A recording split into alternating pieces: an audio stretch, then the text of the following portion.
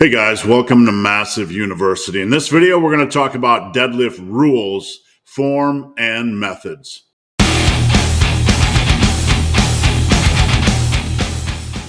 Before I get into this topic, if you have any questions or comments, drop them down below. The best topic ideas I turn into videos just like this. If you have any questions on any of this or need coaching, check out the link down below or hit me up on Instagram at Ben the Barman. All right.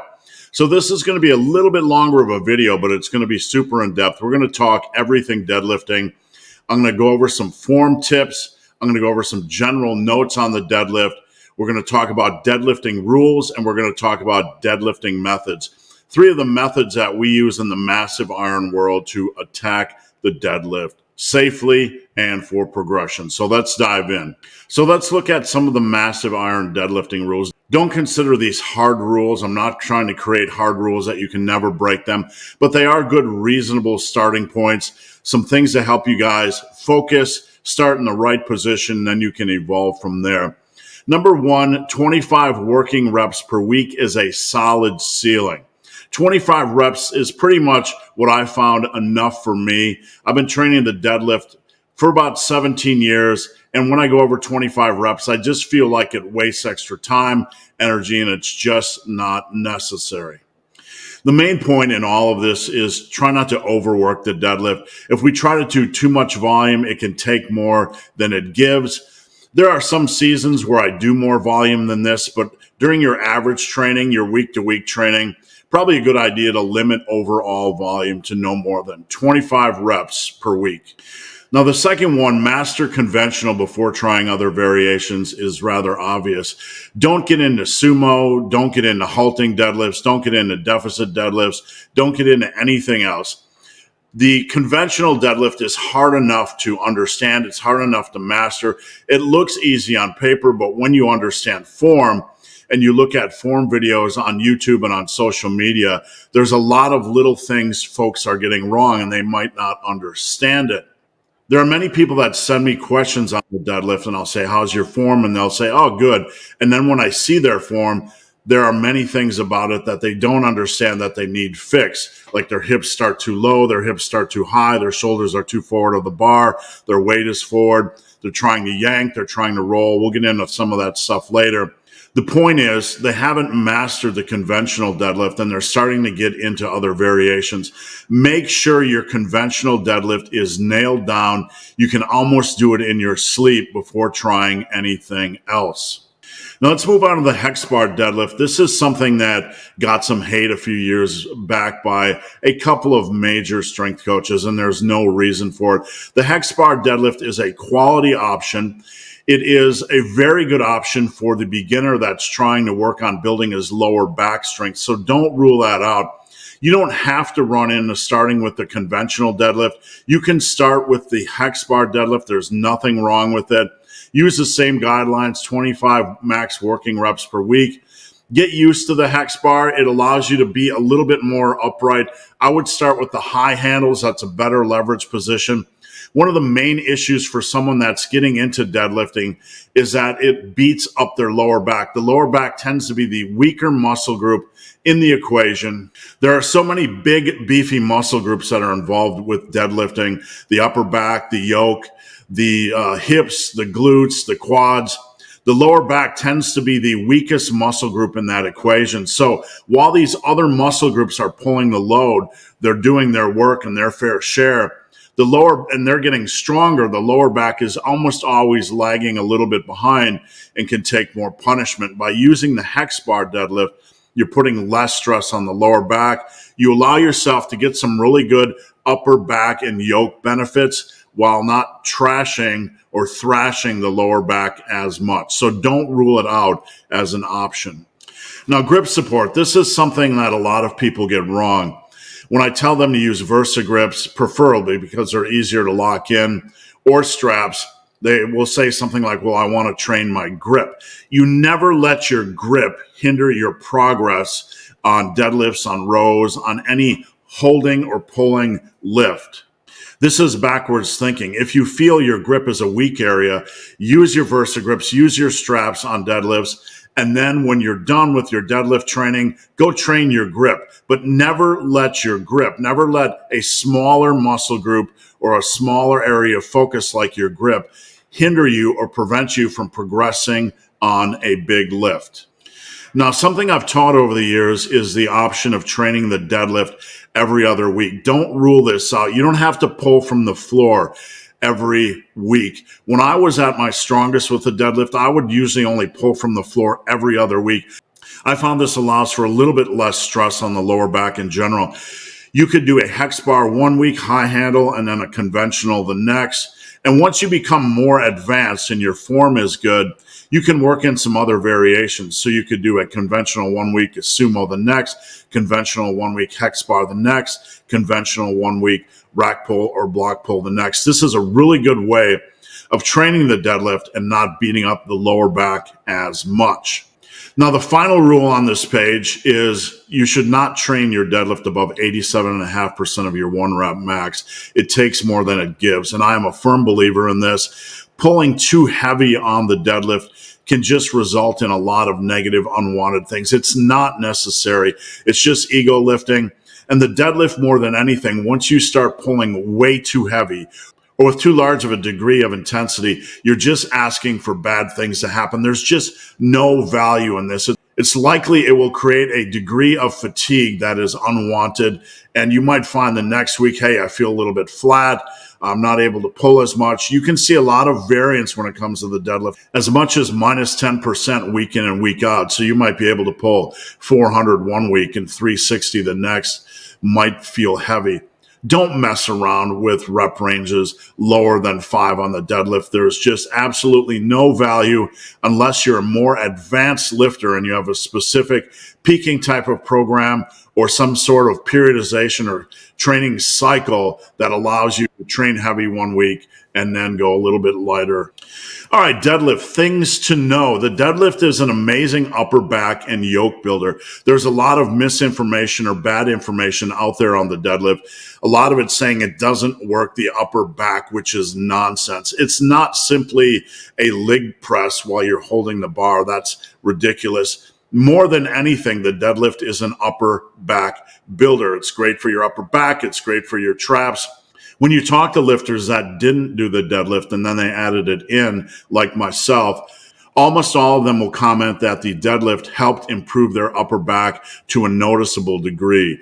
So consider it a unicorn lift. It's not primarily an upper back and trap builder, but that is the major benefit you're going to see from training the deadlift.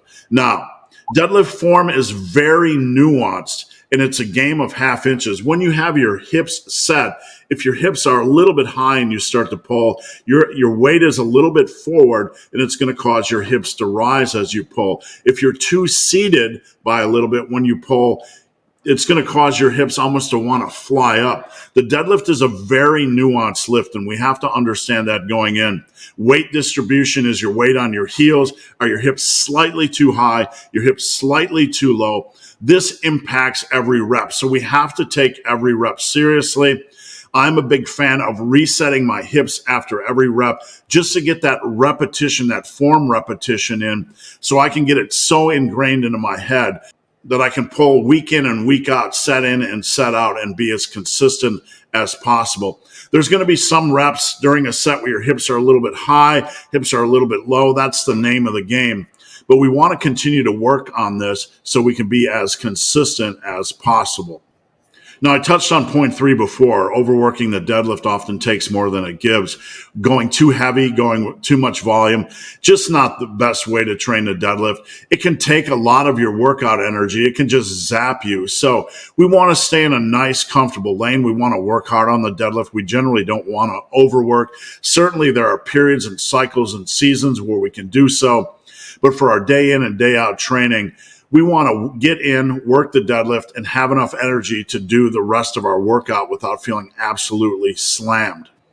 Now, one of the issues I see in programming, especially for novices and beginners and late beginners, is that these programs will force progression. They'll force like linear progression or aggressive progression before the lifter has a chance to really get form down.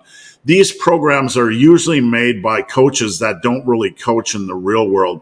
They'll just stick lifts into a program and they won't have the context or reference point that lifters in their first couple of years are working on their deadlift form and their lower back is getting beat to crap and they don't have form down. The assumption is, hey, everybody can just get deadlift form. So let's give novices and beginners all these deadlift sets to do their first year.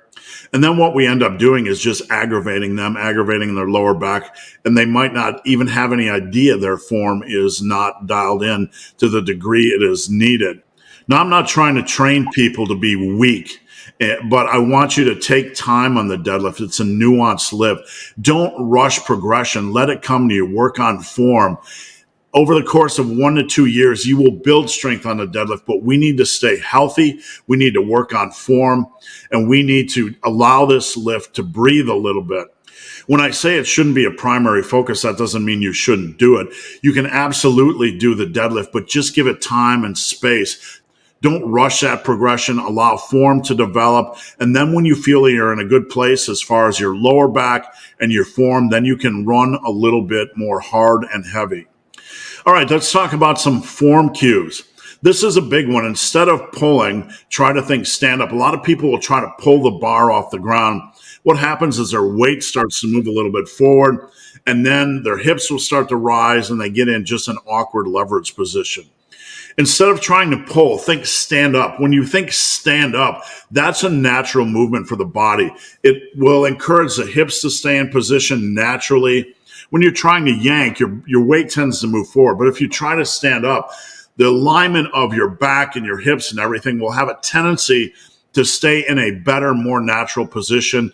And that will allow for a better leverage curve, more natural leverages during the completion of each rep. Now, before you grip, I want you to get your feet under the bar and I want you to look down. You should see about 40% of your foot in front of the bar. If too much of your foot is in front of the bar and your shins are on the bar, when you pull, a little bit too much of your weight is going to be forward of the bar.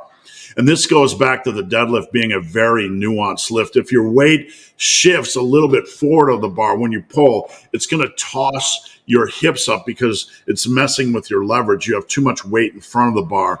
So make sure you check your foot position before you grab the bar. Now, I just mentioned weight being forward. There are other aspects to having your weight forward that you might not be aware of. You might be pulling off your toes or the front of your foot. So how do you check this? If you're not sure if your weight is forward before pulling, temporarily raise and lower your big toe. When you raise your big toe, your weight can't be forward. It'll make sure your weight is back on your foot. We don't have to be perfectly pegged with all of our weight on our heels. But if we temporarily raise and lower our big toe, we can be assured that our weight is not forward. And this will only help with our leverages as we initiate that first rep. So the last point, I want you guys to get in the habit and practice of filming your deadlift from the side. What we want to look for is that your shoulders are not directly over the bar. If they are, the center of the shoulders directly over the center of the bar, you're too far seated. And when you pull, it's going to kind of have a tendency to throw your hips up. When you're pulling like this and your hips want to fly up, this will generally throw your weight forward. It might have an impact on your pulling speed and your leverage feel. You want to see, these are your hips, you want to see the center of the shoulder just a little bit in front of the center of the bar. That typically means you're in a good leverage position and your hips are in a good solid position. Now, there are many different limb lengths and leverages, but on the average, I think this is a really good place to start for the average lifter. All right, some more form cues. Get your shoulders as far away from the bar as you can or take the slack out of the bar before you pull. If you are not certain that your shoulders are as upright as possible and you're as far away from planet Earth as you can be, when you pull, you're going to kind of yank a little bit. You're going to kind of like yanking a chain. It's going to cause a stress that will have a tendency to throw your hips up. So before you pull that first rep, make sure you're getting as far away from the earth as you can, from the ground or the bar as you can. Get your shoulders as far away as you can. It's okay if the upper back rounds as long as the lower back is tight. Now, the next one is a big one. You're in that position. From there, when you think about standing up, I also want you to think about driving your shoulders straight up when you initiate. That'll help keep the hips down. That'll help you lock in that good leverage position.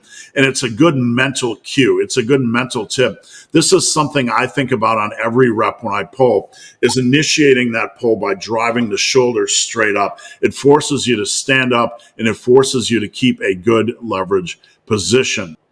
Now, bracing the core is essential. Before you got your foot position set in, you got your shoulders as far away from the bar as you can. Your shoulders are a little bit in front of the bar. From here, you brace the core. What does bracing the core mean? It means, like, imagine someone was about to punch you in the stomach. I want you to brace like someone's about to punch you in the stomach. There we have our core tight. It's going to help us with our lower back. It's going to help that lower back be tight. And then when you pull, you're going to have that good quality tightness that'll help you stay disciplined. So don't overlook this point. Now, fight with your life to keep your hips from moving up as you initiate the pull. You have to have this mindset. You have to have this focus. If you're not focused on the hips and they start to rise a little bit, that's going to throw your weight forward and that's going to mess up your leverages and that's going to stress your lower back. So when you're thinking of standing up or driving your shoulders straight up to initiate the pull and your core is braced, you also want to make sure your hips are just locked in place when you're initiating. As you move up, yes, they can move forward. You want to drive your glutes forward. But when you initiate the deadlift, you want to make sure that your hips are locked in place. Now, the final one on this page is avoid touch and go. This drives me crazy. It hammers the lower back. It takes some of the stress out of the upper back, and it just creates sloppy deadlifts, especially for underexperienced lifters who are still working on form. It looks cool, but stop this stuff. Do not do the touch and go. If you are a very experienced lifter with very good form, and a very strong deadlift, and you want to do touch and go on lighter deadlift reps, that's fine. I still don't see the value in it, but if you want to do it at that experience level, you can. I'm not going to tell you what to do. But remember, the deadlift is a very nuanced lift. We want to be disciplined. We want to be routined. We want to have the same starting position. And when you're doing touch and go, you don't have your focus on anything other than dropping the bar and rebounding it off the ground and standing straight up. So keep that good discipline on each rep of the deadlift. Okay, moving on. Don't overly control the eccentric. This is one that a lot of people misunderstand. Some people don't like to hear. In general, when we are talking about bodybuilding or muscle building, we want to control the weight down, like on a seated cable row or a lat pull down. We want to control the weight up, not overly slow it, but we want to be in control of the weight. This is generally a good piece of advice for most lifts, but there are some lifts where if you control the eccentric, it's going to beat the crap out of your lower back. And the deadlift and things like dumbbell rows and heavy pendlay rows or barbell rows are the exception. We don't want to overly control the eccentric. Now, there are voices out there that'll tell you to control the eccentric, but quite honestly, they don't have experience coaching the average lifter. They don't understand the pressure and the stress and all the lower back issues that come with the deadlift and the squat. They don't understand that the average lifter doesn't have their squat and deadlift down, and that this is just a recipe for disaster for lower back stress. If you are a brutally strong deadlifter and you find value in lowering the eccentric, more power to you. But for the average lifter, for you guys watching, there's no value. Let gravity take it, but ride it down so it's not like it's just slamming and irritating. You're not dropping the weight. You do what's called riding the deadlift down, but letting gravity take it. It's going to go down, and you're going to hold the bar, but you're not just going to drop the bar and let it slam. All right, now stance width should be about natural. You just want a natural, reasonable stance width. If your stance starts to open up or go a little bit wider, what happens is your arms have to open up a little bit more. They have to go wider as well. And on the deadlift, when your arms widen, when your grip widens, it pulls your torso down to the ground. There are some guys out there doing a tweener stance where their stance is a little bit more wide. It's not an ultra wide. It's not a sumo, but it's a little bit more wide than a natural stance. And again, your arms have to be at the side of your legs. So when you widen your stance and your arms widen, it's going to pull your torso lower to the ground. This is going to weaken leverage, and just cause more lower back stress. Now, no bar rolling. Do not roll the bar towards you. This can lead to very inconsistent starting positions. I know it's fun to watch on the internet. I know it's fun to watch some of these heavy deadlifters do it. If you are an experienced deadlifter and you find value in this, go right ahead. But for you guys, this is a practice to avoid because you don't understand, hey, is that bar too far forward when I start pulling? Is it too deep when I start pulling? Am I braced? Are my hips set correctly? We have so many other things to work on and focus on that this just becomes a distraction from the things we need to focus on to get our form consistent so we can start to build strength without destroying our lower back. And finally, no yanking. This goes with bar rolling, touch and go. If you try to yank the bar off the ground like a gorilla, generally you don't have all these other form cues in place. Your hips aren't locked. You're not braced. When you're yanking, your weight's going to have a tendency to pull forward. Not always, but it's going to have a tendency to throw your weight forward. It's going to mess with your leverages. Your hips are going to come up, and it's just a bad practice. Get set.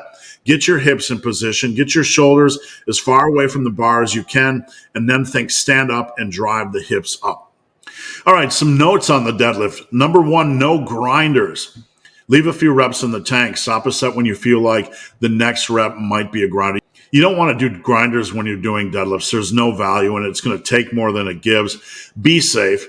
Yes, we want to attack progression, but we want to do so in the realm that avoids grinders. If you think you're getting into grinder territory, just stop the set. Now, the second note here might sound a little bit weird, but one thing I've learned from coaching is that the first rep is almost always the weakest. We have all these cues in our head. We're trying to set up. Usually the first rep is always the sloppiest, or has a tendency to be the sloppiest of all the reps. Watch your deadlift sets. You're going to notice a tendency that the second and third rep are much better form-wise than the first. You might see a little bit of hip movement on the first rep, but on the second and third rep, when you stop thinking as much and you're just getting your hips set, you're just getting naturally tight and braced, those second and third and fourth reps are probably going to look better. Now, point number 3 here is a big one. Watch for forward bar roll after you set that bar down. This is a common occurrence. The bar will start to roll forward, and lifters don't have this awareness that the bar is rolling a little bit forward. And when they try to pull, this is going to cause the hips to fly up because more of their weight is behind the bar, and there's just no way to pull it with a solid leverage position. So be aware of this. Make sure the bar's not rolling forward.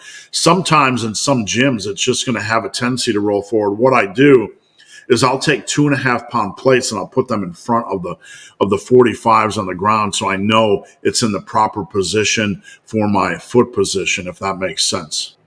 Now, finally, there's this belief that you have to scrape your shins or the bar has to be on your shins. This is arbitrary.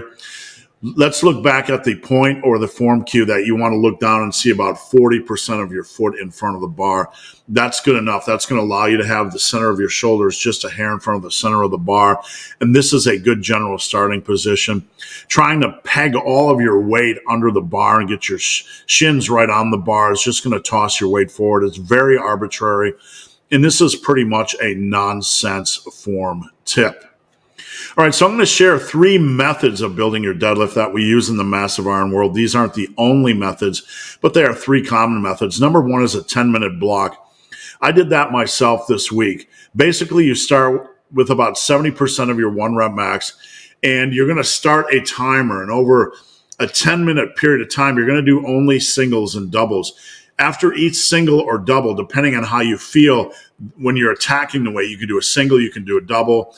After each single or double, you release the bar, you stand up, you shake things out, you get mentally and physically focused again.